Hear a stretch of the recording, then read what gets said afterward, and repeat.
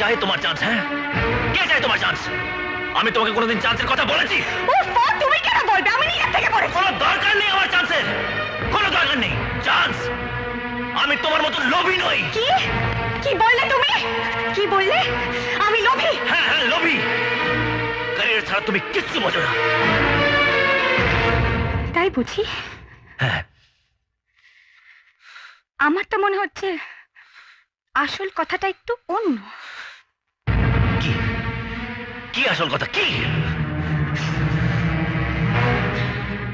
আমি মুম্বাইতে হিন্দি ছবির গান গাইতে যাচ্ছি, আর তোমাকে কলকাতায় বসে আমার জন্য অপেক্ষা করতে হচ্ছে।